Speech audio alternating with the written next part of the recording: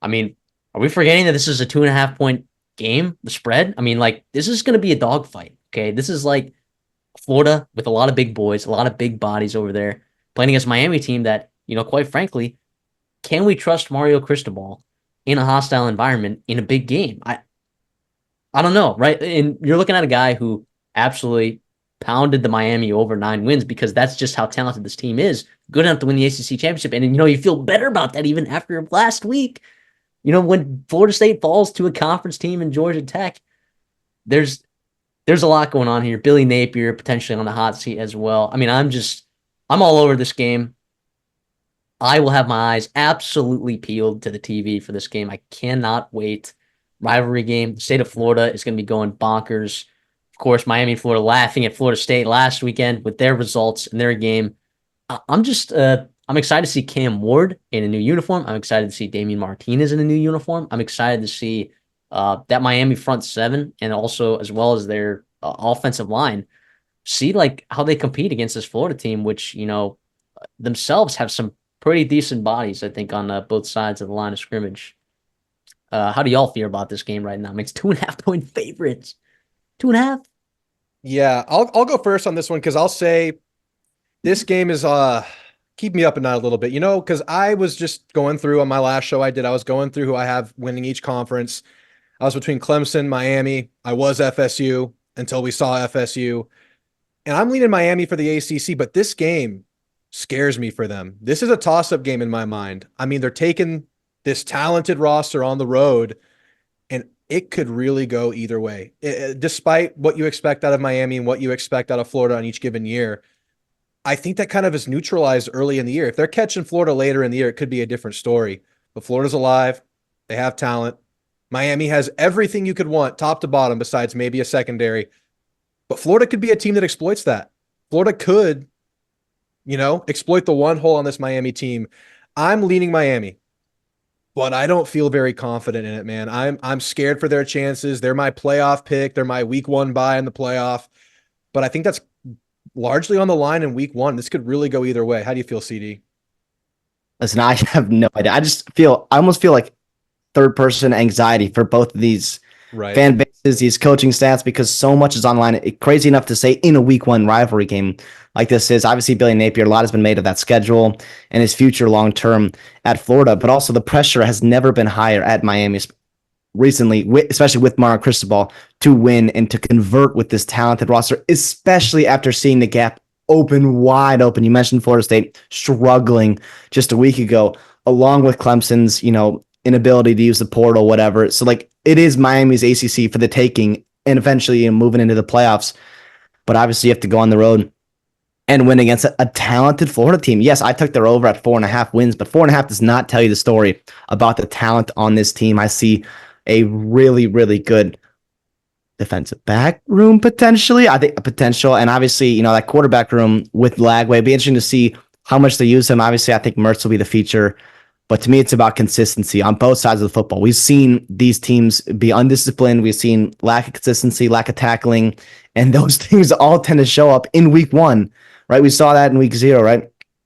It'll be really exciting to see. I mean, you've got portal talent, you've got different matchups between the secondary of Florida versus Cam Ward and the wide receivers of Miami. And then you got Miami trying to stop the run, of Florida's. So it'll be really interesting. And then also the coaching stats and matchups and what you have on the field there and what you've seen in the past couple of years. It's really interesting. I think obviously this will be something I'll be tuned into 2:30 Central Time on ABC. I cannot wait to see. And obviously we've seen teams in week one go in and struggle against bad Florida teams. We saw a couple years ago, Utah go in there and Anthony Richardson did his thing. And obviously they got the win there and Utah went on to win the Pac-12. It beat USC, beat Caleb Williams. So obviously the season's not over for Miami. To me, I see almost a little bit more pressure on Florida because of that schedule and because of this opportunity you have at home against a team you are, almost as talented as potentially, that you have a chance to steal one early in the season and get some momentum before that schedule gets really tough in November. So is that you going with Florida plus 2.5? No. Give me Miami to win and give me Miami to cover. All right. That's what because I think that the talent is just too there, even with all those portal names and those additions. To me, what I look for is offensive line and running game. It's going to be a hot day in Gainesville. I do think that those guys can lean with Damian Martinez and everyone else there with Miami. That experienced, big, talented offensive line. Mark Fletcher coming back, right? I even Cam Ward's going to get a lot of attention, but I think they're Cristobal and obviously Shannon Dawson. They're really going to commit to running the football, and I think that's going to be the difference in this football game. Yeah, and I'm excited to see Restrepo and Jacoby George with Cam Ward at the helm. It's going to be a fun receiving duo there. They got all the tools, man. They have all the weapons. It's just this week 1 hurdle. I kind of see a little bit of a weird parallel between them and Notre Dame. It's like they have a lot to play for this year, but just a huge week 1, test. It's going to be a sloppy game, man. 2:30 at the Swamp in August. I mean, damn. Can't wait. Also, too, something that Florida struggled to do last year, and I do think Miami's secondary is the weak part of their defense. Okay, and Graham Mertz played pretty good football last year, and they have 3 pretty decent receivers there in that Florida receiving room. But when I look at Florida offensively, if they try to run the ball, I don't know that they're going to be able to do it. Like, they didn't run the ball all that effectively last year, despite what people might think. I think they were like 83rd in rushing yards per game, and now some of that was game script, of course, because being down in some of those games and having to score a lot because your defense was not very effective. You lose Trevor Etienne in the portal, right? Who was an explosive runner. And then Montrell Johnson, look, guys, he had arthroscopic knee surgery in August, right? Like 2 days ago, Billy Napier described him as week to week. I didn't know that. Damn. Does that sound like he's going to play on Saturday? Because I don't know if that sounds like he's going to play on Saturday. And then what do you have after him? Obviously you still have talent there with Trey and Webb and Cam Carroll, but guys that, they're still talented, but they're no Montrell Johnson, right? Like, this was going to be the feature back of this offense. Yeah. And with Miami's defensive front there, feels like it could be difficult. Florida might get a little one-dimensional here. I'm going to go Miami. I'm going to lay the 2.5. Obviously, Miami to win. So it looks like we're all in kind of agreement right there. But look, that doesn't mean that Florida can't win this game, because I do think that this Florida team is going to steal a win somewhere. You just have to find out. You got to figure out when it is, right? It could be week 1, right? Because we see a lot of that happen week 1 where teams come off to a slow start. And, a team coached by Mario Cristobal is always susceptible to losing the football game in the fourth quarter. But I just, I think I like this matchup too much. And Cam Ward might not even have a great first week. And I can't wait for people to overreact, because Florida's secondary is unreal.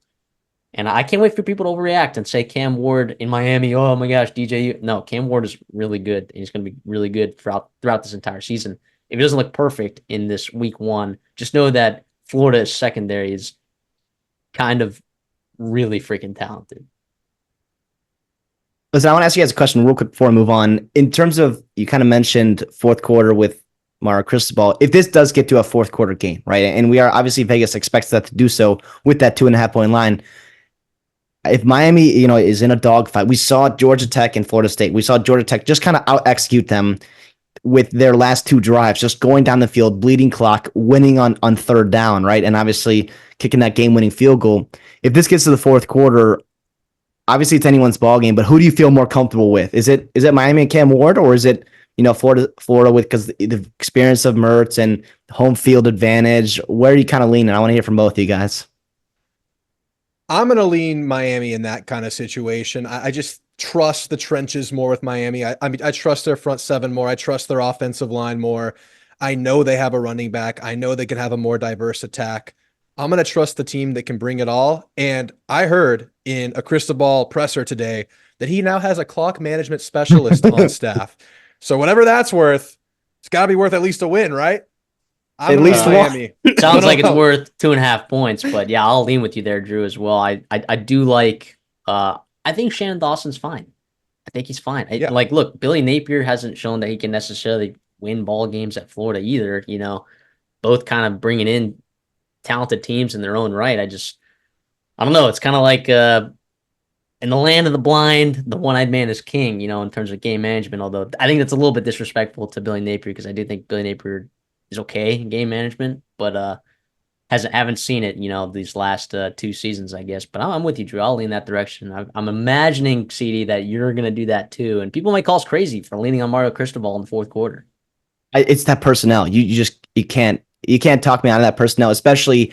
We've gone this long without mentioning Ruben Bain, and he obviously could have a field day when it comes to that fourth quarter, because honestly, I don't know how I feel about Florida's tackles and what they can do. And it's not just Ruben Bain either, right? You got Alston, you've got those talented freshmen, you've got obviously, CJ Clark's not necessarily a pass rusher, but Simeon Barrow interior as well.